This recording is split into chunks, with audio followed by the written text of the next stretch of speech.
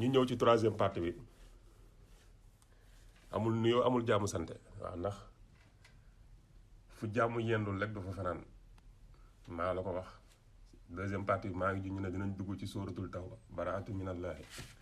lu ko telee am bisimillahi rahmaani rahim waaw jàmm fu mu yendul rek du fa fanaan ñi ngi ci opération tas sër ñi ngi ci opération tas sër sër yu bëri dana tas sëru Fatima Sarr dana tas ci mbedd mi sëru tàntaam dana tas ci mbedd mi te jigéen nag moom bu sa sër tasee ci mbedd mi nag moom waaw wal iyaasu billahi maari day taali te lu waral seen sër yi di tas ñoom ñoo ko yóbbee seen bopp di jaay nit ñi reewane di jaay nit ñi sañ-sañ te ñoom reewuñu sañuñu waaw reewuñu sañuñu dañ ko musul woon sekk ak rek ku leen gën a rakkaaju waaye li ñu dugg nii dana weex ci ñoom xaat dana weex ci ñoom xaat Fatima Sarr dama junjoon keroog ci Angleterre njabar bi nga wax ne dañ ko njabar Cheikh Abdou Hamid nga woo ma ba may nekk Angleterre nga ne Cheikh Abdou Hamid Sarr dañ kaa njabar dañuy dem seeraas jënd xar ma jël xaalis yónnee la boobu doomu nangam taan ndayam gi yow Fatima Sarr kan moo njabaroon Cheikh Abdou Hamid yow pour xamal ne ni doomu nangam taan ndayam dëgg mooy yow Fatima Sarr li nit ki sëkk ak Cheikh Abdou Hamid taalibe nga xamante ni des fois jot Cheikh Abdou Hamid day jafe trop nga jaar ci jigéen yi bàyyi sa audio yooyu ngeen di utiliser jël doomu nangam taan ndayam googu noonu Ahlaa TV di ko jox sama audio bi nga xamante ni war na teg fa affaire ba tàmbale ak fam yam ngeen jël ci lu leen neex dagg ne xoolal gaynde nga ma ngay jooy man kuy dëgër xol maa la gën a dëgër xol sama baay ba mu faatoo sax gaañu maanaam ba mu gaañoo sax jooyuma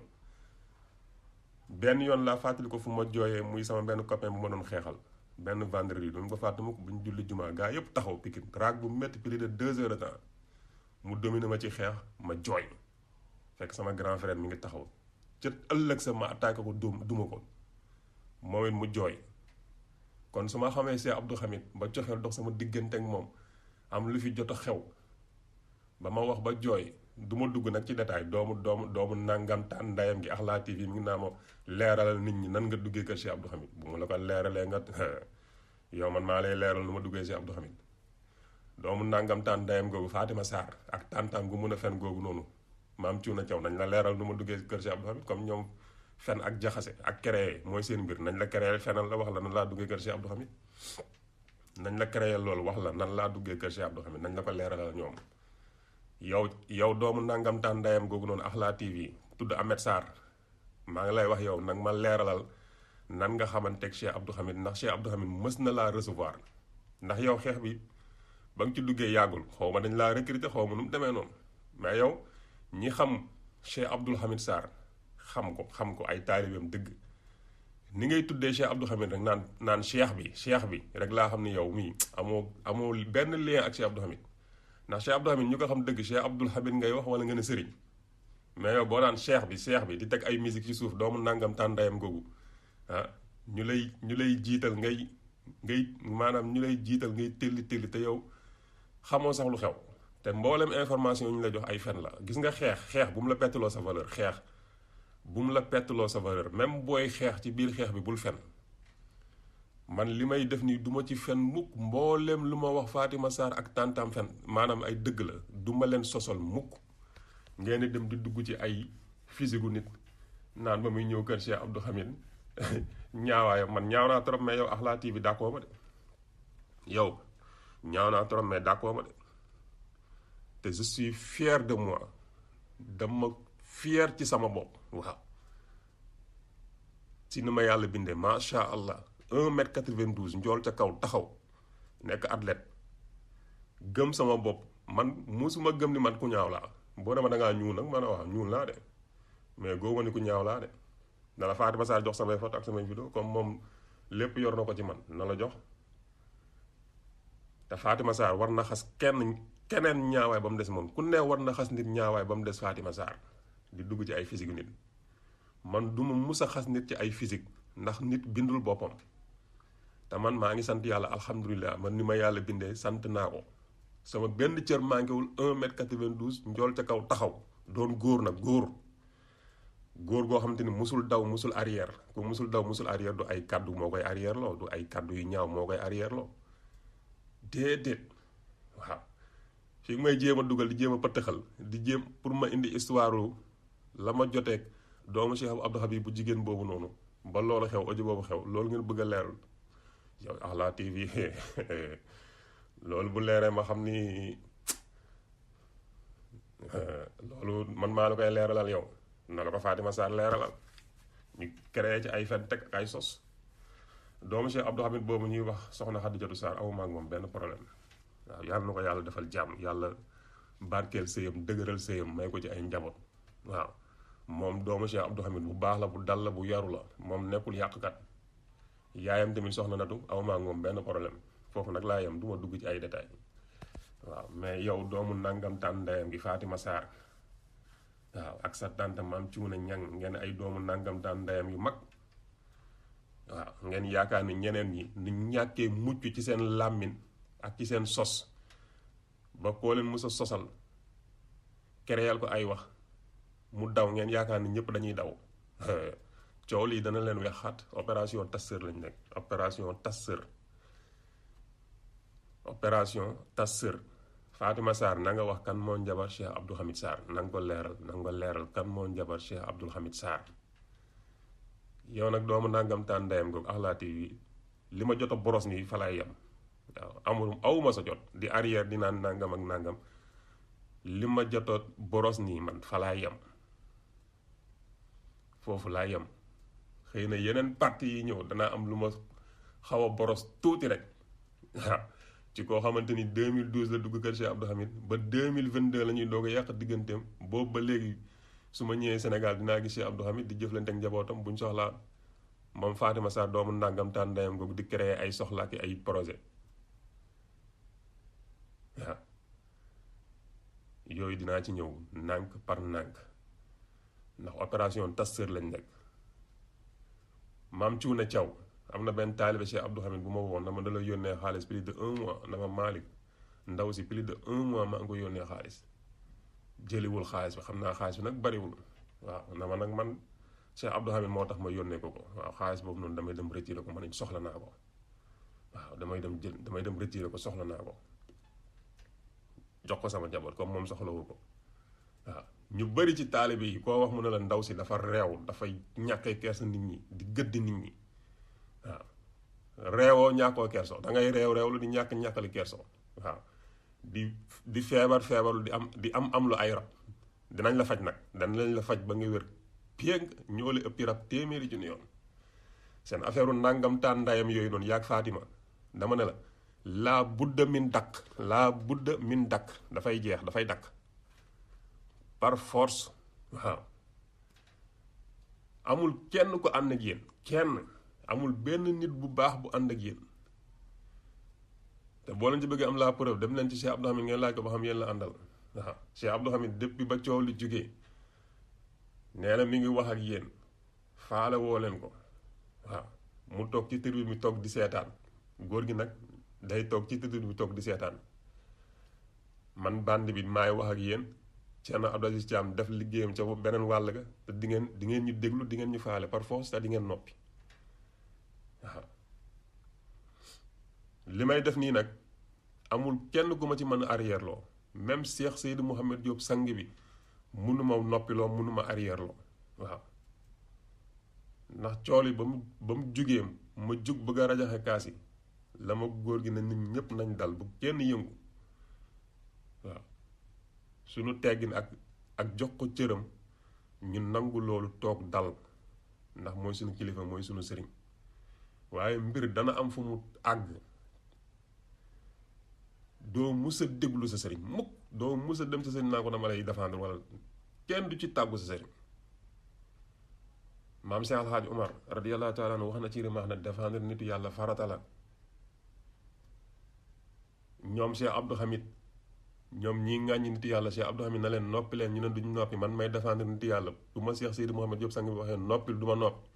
léegi ñu xool ñun ñaar kan la ci yàlla gërëm kii nga xamante ni day ŋàññi nitu yàlla ak kii nga xamante ni day défendre nitu yàlla bi moom mu neex ko ak mu naqari ko dinaa ko défendre waaw dinañ wax tamit mooy kan seen affaire nangam tàn ndayam yooyu noonu dafay jeex par force. maam cuune caw yow sa tur bi rek dafa wuyu boppam maanaam maam cuune caw yow cuune nga cuune xam nga lu ñu naan cuune waaw ba nga duggee ci Cheikh Abdou Hamid nga commencé def ay affaire cuune ci biir liggéeyam affaire cuune waaw ànd ci ak doomu nangam tàn ndayam googu noonu Fatima Sarr sëri day tas de waaw dem ba àgg ci sa cuune ak baadoolo naan sëriñ bi sama lafu sër laa ko fas yaa mun a nangam tàn ndayam bët bu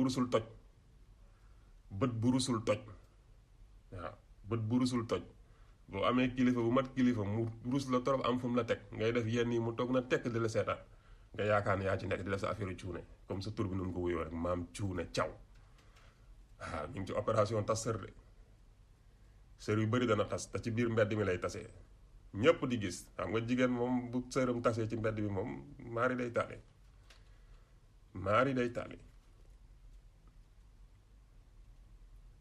maari day taali li benn saay-saay waxoon Cheikh Abdou Hamid ne sëriñ bu ne soxla nga bandi bu la saagaal bu la waxal am na benn taalibe Sidi Ahmad Tidiane Serif ñuy ñàkkee teggin Sidi Ahmad Tidiane Serif ci kanamam waa ji da ko are la ko fëgg teel Sidi Ahmad Tidiane Serif ree kontaan zaanu agresseur bu njëkk ba muy nekk agresseur zaanu mi Sidi Ahmad Tidiane Serif mu xaddamal na ko dem leen jox ko tàllal leen ko ijaase bu gisee leeru bind bi daanu zaanu moom radiyallahu taala anhu nit dana jàkkaarloog moom di teg baat Sidi Ahmad Tidiane Serif nit xalaatu ko ñun nag gis nga coow lii buñ ci paree amul beneen mbindeef bu saña taxaw naan day teg baat Cheikh Seydi Mouhamed Diop sang bi ndax jaasi yi day jug maa la ko wax jaasi yi day jug par force te gis nga am na ci njabootu Cheikh Seydi Mouhamed Diop sang bi yoo xamante ni lu ne la leen yàlla di woon am na ku ma nettali koo xamante ni dafa gis maam Cheikh El Hadji Omar mu yor mbolde xawma yat di wër gaay di leen jeex amul benn mag bu ànd ak yéen mag ñi tamit buñ mënul nangamtaan seen ndey man bandi bi man maay nangamtaan seen ndey opération tas sër yi day tas waaw te dinañ dugg ci sër yi bu baax a baax indi ay révélation waaw sër yi moom day tas ndax lépp lu mu leen jaral rek jaral nañ lu ko raw fuuf depuis janvier ba léegi ngeen di këllee suñu sëriñ waaw nit ñi rus Cheikh Abdou Hamid lool waaye ruseel dafa am fu muy yem ñun Cheikh Seydi Mouhamed Diop sang bi daf ñoo maanaam gis nga xeex bi nii ma dugg nii ma nekkee nii di ko jaayante ak yéen lu ci gën a tuuti ci lu may xaar man mooy dee moo gën a tuuti laa la wax ci li may xaar kon xam nga ni man maa ngi leen di xaar maanaam ci fànn gu mu munta doon maa ngi leen di xaar te gëwuma ni saar bi dana jeex balaa saar bee jeex ñu sëlmal maa la ko wax balaa saar bee jeex ñu sëlmal comme yéen seen amoo leen rusukaay ay jigéen ñu dëgër bët maa ngi déglu ci sëriñ Habib Sarr mu ne lu gën ci café mooy tàng ak foor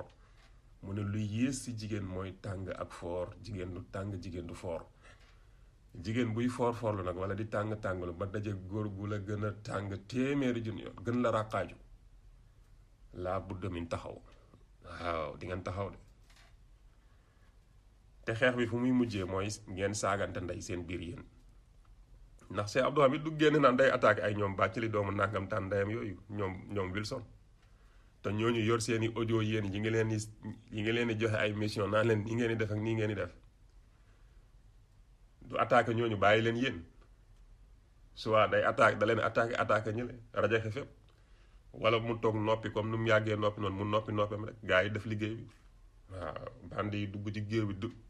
yëngal affaire bu baax a baax sëri tas waaw te bu Cheikh Abdou Hamid génnoon ba saaga ñeneen ñi tamit riposte saaga leen yéen génn seeni bagage ak yëpp affaire yi gën a tasaaroo ci mbedd mi te maanaam affaire yi day gën a ñaaw lu ñuy gën a dem muy gën a ñaaw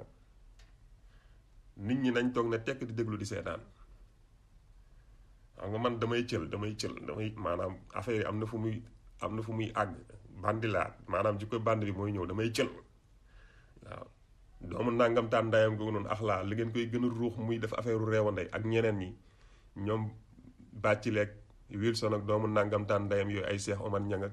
ay Fall mu kiiw ak gars yi may woo noonu nga xam te ni du ma ci lijjanti kenn ndax affaire bi du maag yéen waaw du maag yéen guerre bi du maag yéen seeni ñaari bàjjan yooyu lay loqati tas ndey seeni sër yi day tas waaw opération tas sër te sër yi dana gën a tas ndax dinañ dugg ci maanaam lii nii damaa dugg ci saar bi mais dinañ gën a xuus si maam cuune affaire cuune yi muy def maam cuune caw ak Fatima Sarr taalibe yi muy woo di leen teg dir waaw am ko mu woo naan ko dañ ma porter plainte 1 million nangam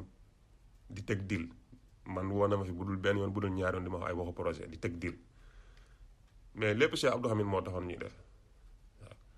nekk ci biir kër Cheikh Abdou Hamid nag di def affaire nangam taan ndayam yooyu noonu ah dem ba affaire nangam taan ndayam yooyu noonu ngeen koy jéem a jëmale ci Cheikh Seydou Mouhamed Diop sang bi yaakaar ni seen affaire dana dox dama ne la seen affaire nangam taan ndayam yooyu yow Fatima ak maam cuune caw seeni sër day tas opération tas sër maa la ko wax amul kenn ku sañ a taxaw ne góor gi lii la def Cheikh Abdou Hamid Sarr Cheikh Seydou Mouhamed Diop sang bi defu ko waxu ko njabootam defuñu ko waxuñu ko mais nga yaakaar ñun dinañ leen seetaan ngeen di këlle suñu sëriñ di def seeni campagne de diabolisation pour nit ñi weddi ko lu mu leen jaral nañu lu ko raw ñun Cheikh Seydou Mouhamed Diop sang bi ñun ñoo jaayanteeg moom te bañ jaayanteeg moom yëg maanaam réccu ñu luñ jaayanteeg moom waaw di fugg leen teg yàlla bu baax a baax ak yu bare yoo xamante ni jarul wax ndax intéressé wu leen yéen doomu nangam daan ndeyam ndax moom ku gëmul boo ko doon wax fii ba suba li fi nga jaar ak sa sëriñ nangam ak nangam ku gëmul moom gëmul te ku alku tamit alku nga te mbooleem secret yi ñuy wax ci tarixa bi yéen ba keroog ngeen di faatu doo leen ko mos te kenn ci yéen du deewaale iman kenn ci yéen ndax tooñ jullit simple rek baaxul rawatina nga tooñ wali rawatina nag nga jàll dem tooñ xalifa Sidi Ahmad Tidiane Chérif radiyallahu taala anhu di def ay campagne de diabolisation di dugg maanaam di ñàkkee teggin sëriñ bi ñàkk teggin yoo xamante ni di ñàkkee teggin Cheikh Seydou Mouhamed Diop sang bi góor gi ñàkk teggin yoo xamante ni kenn mënu la wax lii lan la doon lu mu te objectif bi du lenn lu dul doomu xaraam ji doomu nangamtaan ndeyam gi Fatima Sarr ak doomu nangamtaan ndeyam gi maam cuune caw di def affaire cuune dara la ko lu dul seen intérêt bopp yéen ngeen yaakaar yéen a gën a ñaaw laamin nit ñi yéen a ëpp sañ-sañ nit ñi nga xamante ni ñu jaar ci daara ji te mosuñoo mucc ci seen làmmin mosuñoo mucc ci seeni jëf yéen doo leen mucc de coow lii nii doo leen ci mucc de ñi ngi ñëwaat ci 3e partie bi mbay daanu révélation waaw opération tas sër duggaat ci sër yi bu baax a baax bu ñuy ñëw nag waaw yeneen yu garaaw dana génn incha allahu rabbi balaa maa tëj sax damaa juum ne partie 3 bi dañ ñëw ci partie 3 bi bii mooy partie 3 bi dinañ ñëw ci partie 4 bi laa bëgg a wax mbay daanu révélation yi fu may tëjee Fatima Sarr lu musaan xew 2 heures de temps nga yëngu envoyé nit ñi message saaga booba léegi maa ngi lay déglu jotuma sa message su tànt yow ni ngeen seen dooma xaram jooju Wilson mu may woo jëluma ko mu envoyé ma message la ma ko tontu dégg na ko nee naa ko lu tax ma lay tontu xam naa ni yow su ma la yónnee message di nga ko jotali say bàjjan sa ñaari bàjjan yooyu message bi ma la yónnee jotali leen ko ne leen ñoom laay déglu maa leen di déglu boobu ba léegi jotaguma seeni message lan moo xew ci diggante bi ba léegi yënguwoo Fatima Sarr Tima ñamay woo nag amul benn doomu nangam daan ndeyam bu may jël leen téléphone pour lan ñuy saagante man du ma saagante ak yéen man bu may saaga damay saaga ñu ko jar ñoo xamante ni boo leen saaga yàlla bind la tiyaaba waaw comme ni ko Seydina Aboubacar dafa yow radiyallahu taala anhu na waaja suus basara laat waaw suus basara laat benn doomu nangam taan ndeyam fii dara beesul léppay waaw a taarixu yatakarraru l'histoire se répète dara beesu fi lu xewoon rek day xewaat ñun bu ñuy saaga dañuy saaga ñu ko jar ñoo xamante ni saaga yi tiyaaba lay doon mais du ma fi nekk naan damay saaganteeg yéen non non loolu laa bëggoon leeral ci fin wu partie 3 bi ngeen xaar ñu ci partie 4 bi ñu ñëw ci may daanu révélation yi duggaat ci digg yëf yi sëri tas opération tas sër te góoma ni sóoratul taw ba dana jeex góoma ni saar bi dana àgg waaw baraawatu minallahi balaa saar baa àgg yëf yi jeex incha allahu rabbi leneen rek lañ ciy teg mooy au suivant ku ci topp ban kuréel mooy sampaan ndëndëm ne day jàmmaloog Cheikh Seydi Mouhamed Diop Sange bi buñ paree si lii au suivant la ñuy wax kan moo ci toppaat kan incha allahu rabbi